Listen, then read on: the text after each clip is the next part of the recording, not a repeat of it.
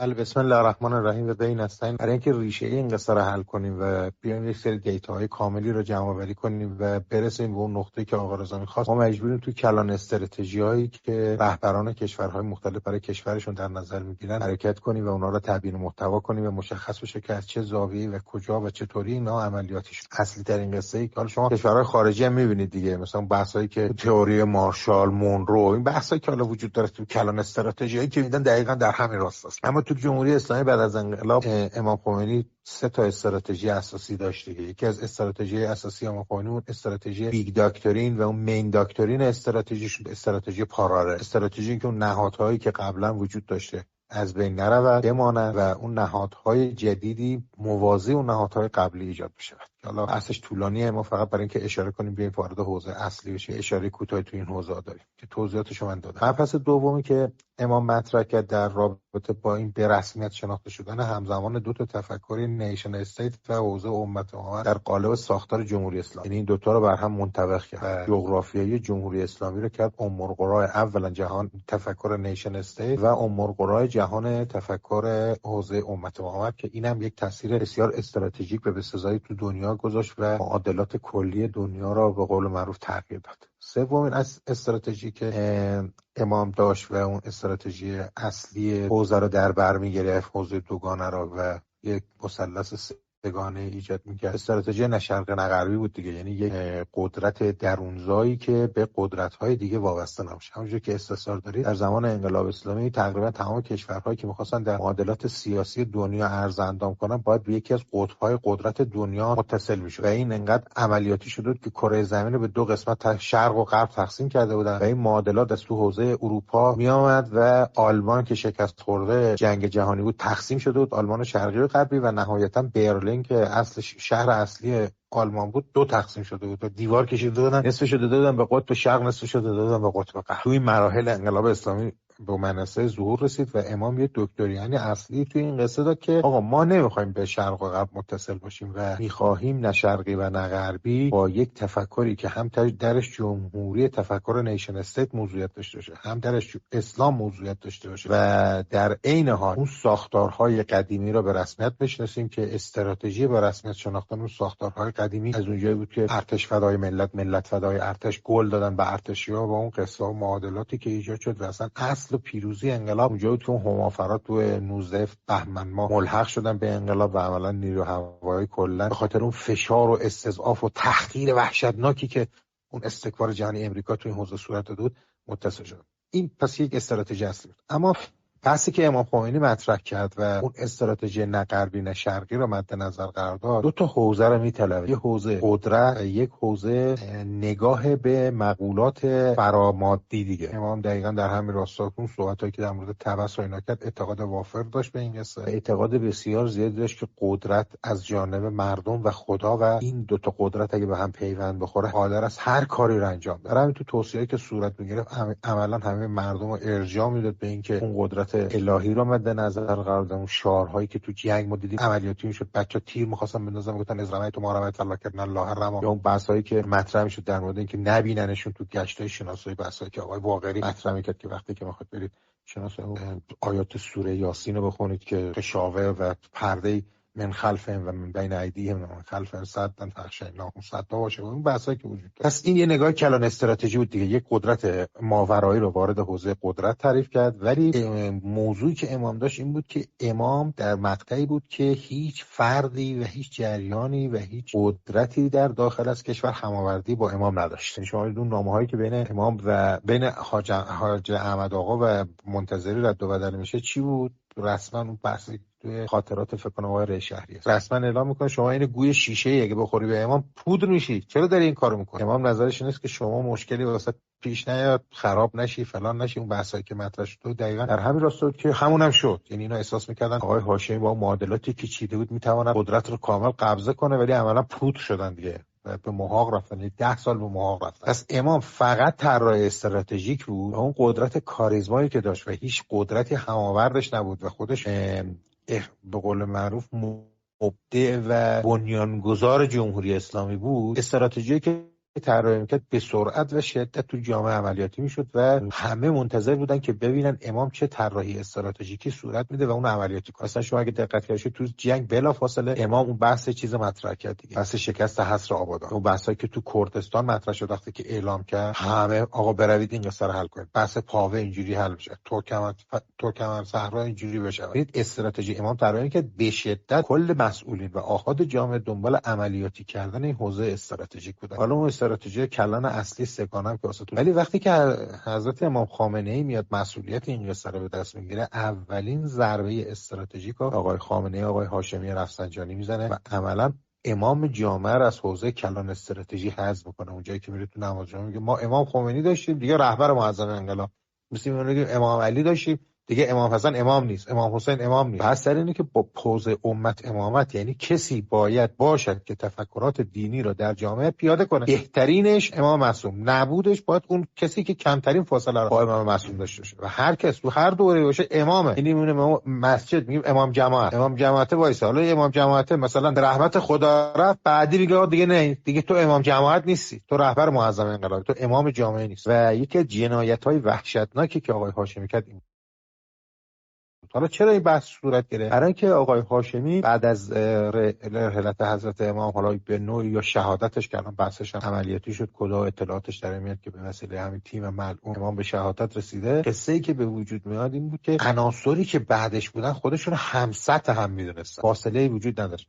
مثل امام نبود که بگن آقا این کاریزماست، رهبر انقلاب، همه اینو قبول دارن، ما به تبع این توی انقلاب تعریف میشه. ما گفتن نه انا رجلون، هر کدوم یه انا رجلون خاص خودشون داشته، مخصوصا آقای هاشمی که این انا رجلوناشون از طیف مبانی اسلامی هم سرچشمه نمیگیره و مبانی قدرت و اون سهمخواهی و امپریالیستی که مد نظرش بود بیشتر موضوعیه. پس نهایتا شما وقتی که این قصه صورت میگیره با یک رهبری مواجه هستی که ابزارشو کند کردن، قدرت عملیاتیشو کند کردن، اجازه نمیدن اون حالت کاریزما درش ایجاد بشه، یک امپراتوری پشت صحنه راه انداختن، همه ابزارهای قدرت تو حوزه‌های مختلف رو تقسیم کردن و مظلومانه امام خامنه‌ای میاد این قدرت رهبری جامعه رو به دست میگیره و شروع میکنه به کار. پس این اول از حوزه‌ای که چه مظلومیتی در ابتدا ایجاد میشود، مثل میمونه که مثلا شما یه دفعه یه رئیس جمهوری فوت کنه، مثلا قائم مقامش بخواد بگه تو حق امضا نداری، هیچ کاری نمیتونی، یعنی عملاً با این فضا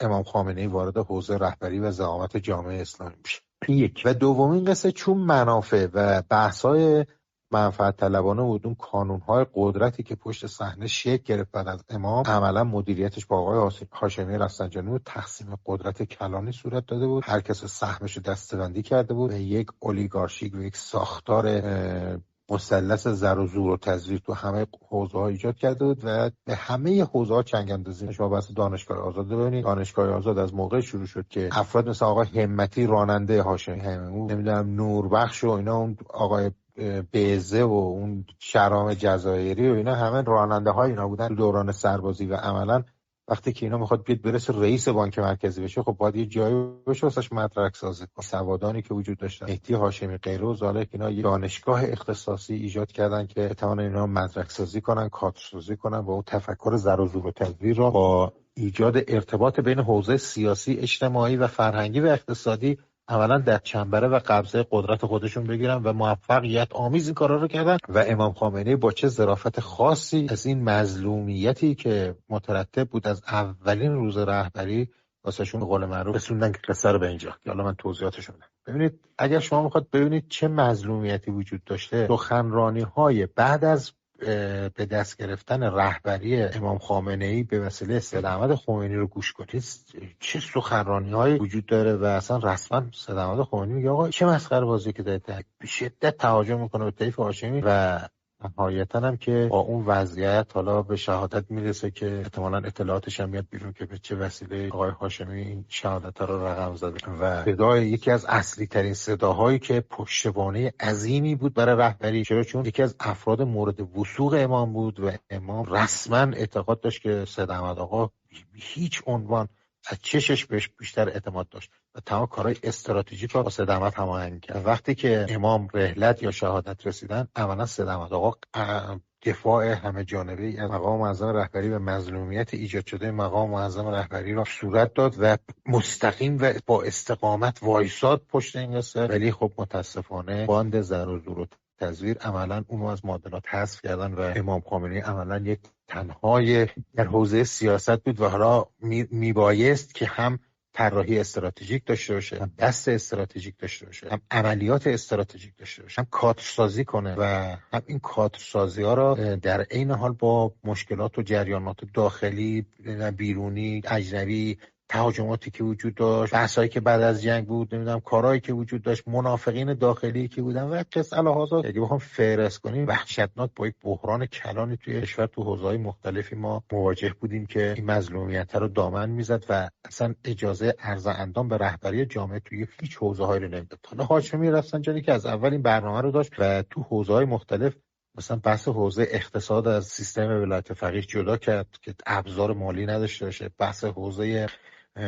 وزارت اطلاعات و اون حوزه امنیتی رو کاملا از سیستم ولایت فقیه جدا کرد، بود زیر مجموعه دولت قرار داد که خودش بتواند یک اتفاق نظری تو اون حوزه داشته باشه و خیلی کارهای دیگه کرد دیگه. منتها حالا این بحثا چون زمان امام بود و زمان امام به عنوان یک چهره کاریزما همه معادلات اصلا در مقابل امام موضوعیتی نداشت، ولی خب سنگ به نار هاشمی ریخته بود که هر کسی بعد از امام که میخواهد بیاد عملا در خلا بخواد حاکمیت کنه و تونسته بود این کارو کنه. خیلی نکته مهمه که هاشمی منافقانه و زیرکانه تونسته بود این حوزه رو عملیاتی کنه و یک مظلومیت مضاعف بلکه مظلومیت سگانه ای رو واسه رهبری ایجاد کنه که تو هیچ حوزه‌ای رهبری دستش باز نمیشه.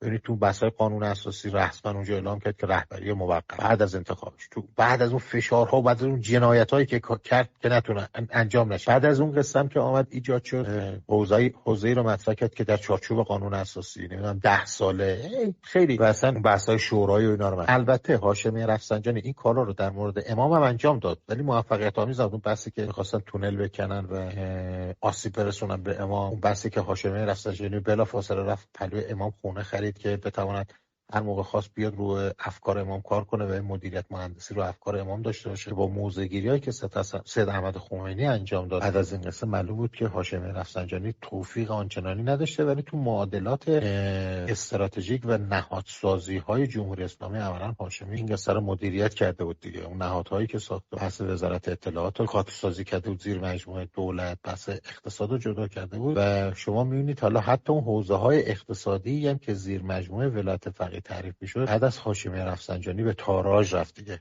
میگم امام حالا هم مرجع تقلید بود، ابزار مالی کلانی داشت و در این حال اون نهادهایی که از سیستم طاغوت به جا مونده بود به عنوان نهادهای بزرگی تحت اختیار ولی فقیه قرار گرفت. ولی آقای هاشمی با یک فراخوانی که داد تمام اونایی که عناصر شاهنشاهی بودن برگشتن، خسارت گرفتن، زمیناشون رو گرفتن، پولشون رو گرفتن، کارخونه‌هاشون رو گرفتن، با چندین و چند برابر عملاً با یک خلأ استراتژیک مالی مقام معظم رهبری مواجه بود و در عین حالی که ابزارها و اون مسائلی که در مورد جنگ ایجاد شده بود و یک خرابه‌ای رو کشور تحویل گرفته بود، تو این حوزه و تو این بلبشوی وحشتناک قدرت به مقام معظم رهبری میرسه و مقام معظم رهبری با یک معادلات و جمع‌بندی که صورت میده باید یک استراتژی طراحی می‌کرد. یعنی استراتژی سگانه‌ای که در مورد حضرت امام مطرح کردیم باید یک استراتژی طراحی می‌کرد. این طراحی استراتژیک اصلی که مقام معظم رهبری به عنوان بیگ داکترین مقام معظم رهبری مطرحه این بود که آقا آمد دید اصلی ترین کاری که باید در این بلبشو انجام بده قدرت سازی درونی و اگر ما نتوانیم قدرت درونی خودمون رو افزایش بدهیم در واقع هر کاری که کرده باشیم هیچ فایده نداره. با توجه اون استراتژی اصلی که امام در رابطه با بالا بردن قدرت ذاتی و نه اینکه ابزار قدرت تا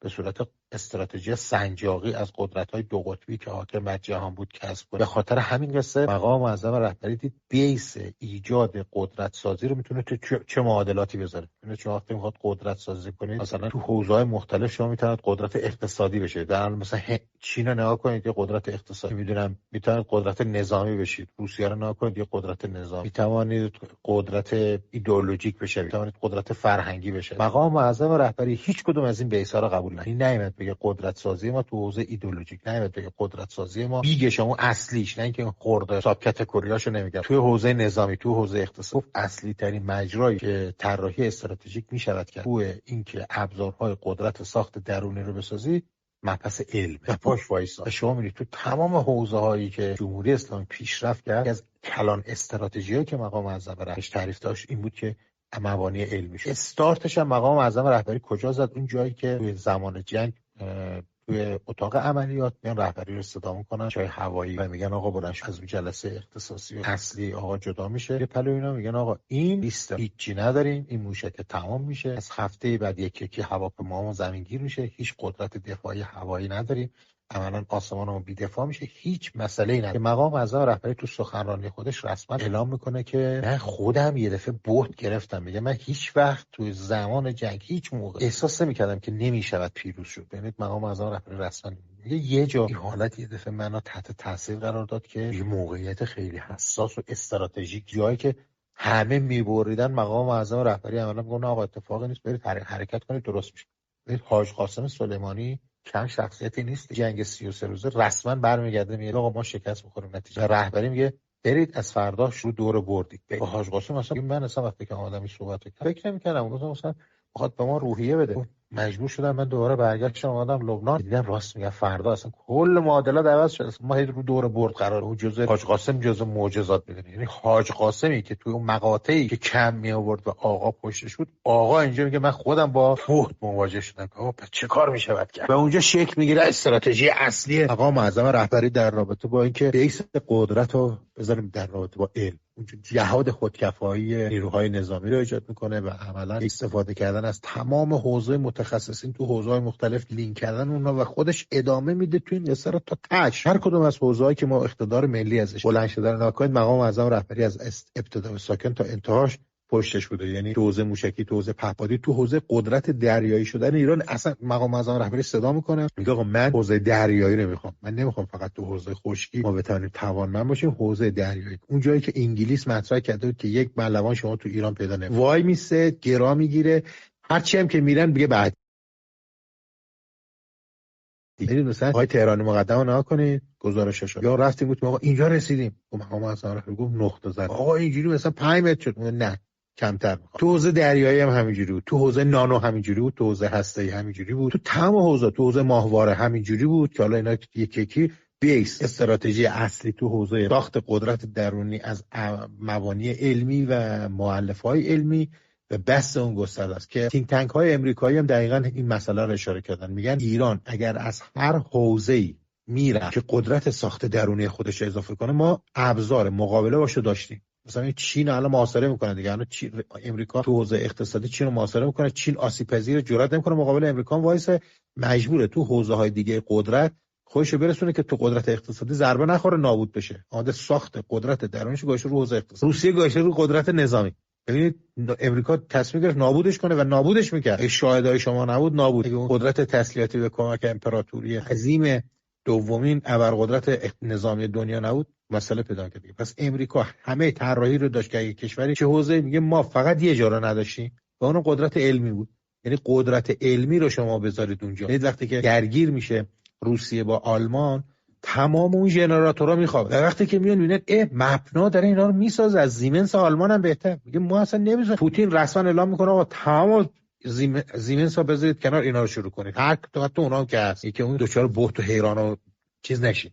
ببینید یعنی اون به اون نقطه رسید دیگه. اون ابرقدرتی بود که تو اون حوزه کارا رو نکرده بود، مثلا یک کشوری مثل ما تو ساخت ابزار درونی قدرت کارا رو صورت و مظلومیت رهبری تو این حوزه اینجا بود که خودش استراتژی طراحی میکرد، خودش این آموزش استراتژیک میداد، خودش نیروهاشو انتخاب میکرد، خودش نیروهاشو تقویت میکرد، خودش مظلومیت نیروها رو پوشش میداد. ببین قاسم سلیمانی صحبت میکنه، تهرانی مقدم صحبت میکنه، اجازه نمیدادن یه موشک رو باز کنن. اینقدر جنایت آمیز بود. پس این راحتی این قصه به دست ما نیامد. یعنی تمام بار به تنهایی رو دوش رهبری. اگر میخواست یک نیروی رو بیاره یه جا قرار بده، باید اونو پرورش میداد، مدیریت میکرد، به یک نقطه میرساند، تکت میکرد، جدا میکرد که کی مبانی تقوا درش به موضوعیت داره، نمیبره، تطمیع نمیشه، نمیخرش. آقای هاشمی همون کاری که با یک سری از سران سپاه انجام داد و عملا اون پولایی که آقای هاشمی به امام جمعه ها داد و ارشدهای سپاه داد و اونا رو خرید که آقای جعفری دید که اون اولی سخنرانی که سردار جعفری اومد تو خبرگان صحبت کرد با این لیست کسایی که آقای هاشمی بهشون پول داده توی حوزه به قول معروف امامای جمعه و سپاه. چرا آقای جعفری توی سپاه از گرید 4 میاد میشه فرمانده سپاه، گرید 1 و حالا به یه نوعی هاشمی زخمی کرد. اون بعد اون یه بازسازی صورت میگیره، تطهیری صورت میگیره، سری آدما میادن میشدن مشاور، سری آدما میادن میوردنشون تو حوزه سیاسی. اشاری که به وسیله اون قوای سگانه آقای میرحسین هاشمی و محسن رضایی به امام اومد نام زهر رو به امام دادن، باید این مقدار متلاشی میشد، راهکارهای عملیاتی تو اون حوزه ایجاد میشد. نهایتا دست تنها رهبری بدونی که یک نقطه اتکایی داشته باشه. کار عملیاتی اصلی ترین ابزار قدرتی که پشتش بود و یک تکیه‌گاهی میتوانست باشدم که حالا اون اوایل حالا با کپسول پتاسیم سکته چیزی که بالاخره اونم اثر را برداشتن و عملاً یک کتاز میدان شدن و از ابزارهای شیطانی و معاویه‌ای استفاده کردن، ابزار تطمیع، ابزار تهدید و که مثلا دوربینا کار می‌ذاشتن که آقا بیای پول رو بگیر، مثلا خرج مستضعفین کن. بعد خبرگان که میشد مثلا آقای فلانی، آقای مثلا امام جمعه فلان، آقای بهمنی 5 میلیارد تومان اون موقع 5 میلیارد دادیم بهتون، فاکتوراشو بیارید از من خواستن. یا اینکه مثلا تو خبرگان مثلا آقای کروبی رو رسما استدلال که آقا 10 تا خانم اومدن اینجا که ما تو حوزه بنیاد شهید به ما تجاوز کردی، اینا رو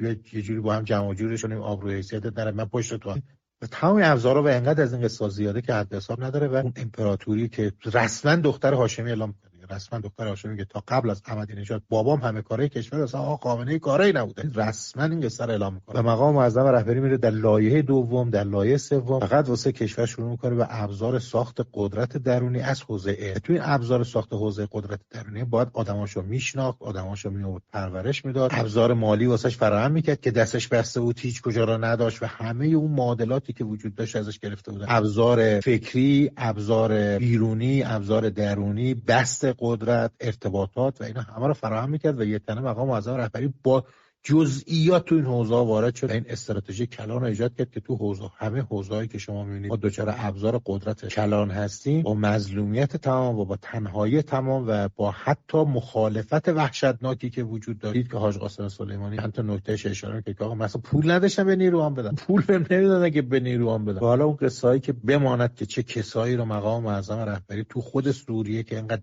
خواست‌آمیز میگن پول ایران رفت سوریه صحبت کرد که اون تجار سوریه چطوری خرج‌های حاج قاسم رو تو حوزه‌های دیگه میدادن. قصه‌های پیچیده‌ای که دیگه وجود داره که حالا جمهوری اسلامی یکی اینا رو به افواه عمومی میرسونه که چه اتفاقاتی افتاد. ولی اصلی ترین و کلان استراتژی مقام معظم رهبری، همونجوری که کلان استراتژی امام توضیح دادن به عنوان استراتژی اصلی دکترین پارالل، دکترین ساخت قدرت درونی بر پایه علم بود دیگه. و تینک تانک های امریکایی رسما اعلام میکنن که ما برای همه حوزه ها برنامه داشته ساخت قدرت درونی که ایجاد بکنن محدود. جز این حتی اونجا صحبت بشه بگه خب چرا شما برای این حوزه برنامه‌ریزی نکردید؟ خب کل قدرت علمی دنیا دست ما بود، ما یک انحصار علمی ایجاد کرده بودیم، مثلا اجازه نمیدادیم کسی از این قدرت علمی استفاده کنه، فکر نمی‌کردیم توی حوزه بشود از ما سبقت گرفت یا حتی به گرد ما رسید و ما به صورت قطره چکانی یه سری مسائل علمی رو مطرح می‌کردیم. شما الان قدرت اقتصادی چین رو نگاه کنید، در واقع قدرت طراحی، قدرت دیزاین، قدرت علمی اون بره، ولی حالا کارخونه‌اش به خاطر کارگرا ارزان میاد اینجا اینا بشن قدرت اقتصادی. اون کاری که مثلا تو ژاپن صورت گرفت. ژاپن رو چطوری از قدرت دوم اقتصادی حذف کردن؟ صداش کردن حق نداری پول ملی تا ارزشش رو کم کنی. چین گفت نه من نمیخوام، گفت تجارت می‌کنی. دورش محاصره کردن، پایگاه گذاشتن. ژاپن قبول کرد، نابود شد، از قدرت دوم اقتصادی اومد پایین. اندونزی رو چطوری یه شب نابود کردن؟ مهاتی محمد میاد پلو رهبری میگه یک شب ما رو به خاک سیاه نشون. همین چون میدم میدونه چه کار باید کنه. آمده پولش رو تو حوزه استراتژیک تعریف کرده، شغل کنسرو کنش هم دست خودشه. بهت میگه آقا دلار مثلا انقدر، نفت امروز انقدر، فردا اونقدر. نابود میشه. یک کشور اصلا میپاشه. بنیادش و حوزه علمی رو برنامه‌ای واسش نداشته که چیکار. الان چرا بیچاره استیصال و بدبختی شده؟ برای اینکه آقا شاهد میاد کیف میکنه، اصلا آهنگ شده روحان روح این ابر جنایتکاران شیطان بهت میخوره. و اون طراحی استراتژیک با خرید موتورهای اره برقی انجام دادن با بحثایی که وجود. پس این بحث اصلیه دیگه. این بحث اصلیه که این حرکت با مظلومیت کامل و هر کجا که ابزار قدرت ایجاد میشد از همین جبهه داخلی کد میدادن که این شهریاریه، این علی محمدیه، این آشتیانیه، این فخری زاده، این ساعت ورود و خروجشه و بزنید. یعنی این ورم باید این نیروهاشو رهبری مدیریت میکرد، حفاظت میکرد، چه آسیب روحی چه آسیب روانی بهشون زده نشه. مثلا حالا تو حوزه‌های مختلف این قصه وجود داره. اون بحثی که مطرح میشد قهر می‌کردن، میگفتن آقا تحقیر داریم میشیم، توهین داره به ما میشه، نمیدونم فلان. رهبری میگفت شما تو همین حوزه فعلا باش، الان مسئله انقلاب حفظ نظام جاست. مثلا شما برخوردی که با رحیم پور از قدیم، اون برخوردی که اخراج حسن عباسی از صدا و سیما با فشار هاشمی صورت گرفت، همه رو رهبری مدیریت میکرد که فعلا ببینید نذاشتم از بین برن ها. یه موقع حالا یکی میگه خب حالا آقا مملکت در اصلا میپاشه، حالا اصلا شهید می‌خواستیم بدیم، حالا یکی مثل حسن عباسی اصلا بشه شهید راه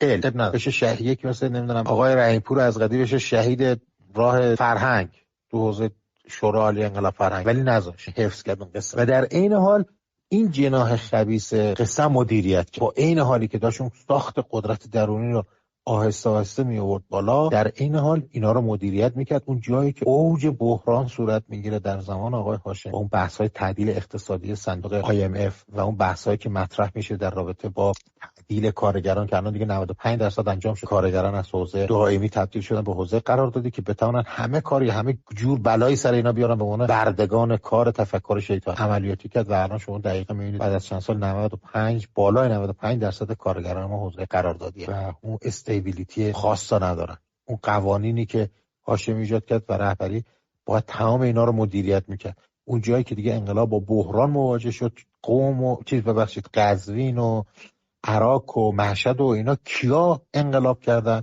جانبازا، کسایی که تو جنگ جانباز بودن. رهبری تحکم کرد که آقای هاشمی بس از این تعدیل، کمر مردم رو شکستی. به اونجا تثبیت نرخ ارز آغاز میشه که نابود داشت میکرد آقای هاشمی کشور و رسما اعلام میکرد، رسما اعلام کرده که یه عده باید زیر چرخهای توسعه نابود بشه، چاره‌ای نیست، باید اینا له بشن زیر چرخهای توسعه. رسما هاشمی اینو اعلام کرد، رسما گفت باید مانور تجمل بدیم. رسما هاشمی اعلام کرد اگه یه پروژه حالا 500 میلیون تومان دزدی و دل دزدی و رانت و اینا میشه، اشکالی نداره، مهم اینه که این پالایشگاه، این پتروشیمی، این پل، این سده واسه کشور میمونه. رسما دزدی، فساد، فحشا همه رو تو حوزه‌های مختلف عملیاتی کرد. اون بحثایی که دخترش داشت با ازدواج‌های خاصی که انجام میداد، میدونم یک وجه‌های از اون بحث اشراف تو جمهوری اسلامی عملیاتی که تو همه حوزه‌ای که اشراف داشت حالا کم رنگ‌تر و نهایتاً هم دیدی که به سمت بهایت پیش رفت، این فضا رو ایجاد میکرد. رسما دخترش اومد که بابام میگه شلوار جین پوشیدن اشکال نداره، ببین اینا رسمی تو جمهوری اسلامی انجام میشه. رسما میگفت موتور سواری میشه دخترها موتور سواری کنن، دوچرخه سواری کنن. کی اون موقعی که اصل انقلاب و اصل تفکر دینی موضوعیت داشت توی جامعه و اصلا کسی جرئت نمی‌کرد از لیبرالیسم و از تفکر شیطانی از این قصه صحبت کنه، عملاً همه رو به نابودی می‌کشید و مقام اعظم رهبری مجبور بود و موظف بود که اینا هم کنترل کنه. با این ابزار قدرت و با این ابزار خباثت و با این ابزار دروغ و با این ابزار پروپاگاندای رسانه‌ای که اینا داشتن و عملاً هم کمک کرد تا جایی که علامه مصباح رسما اعلام کرد که من هیچ کس را حلیم‌تر از مقام معظم رهبری ندیدم که 50 سال یک منافقی را که میدانست منافق است کنار خودش تحمل کرد، مدیریت کرد، از ابزار قدرتش واسه ساخت قدرت درونی استفاده کرد.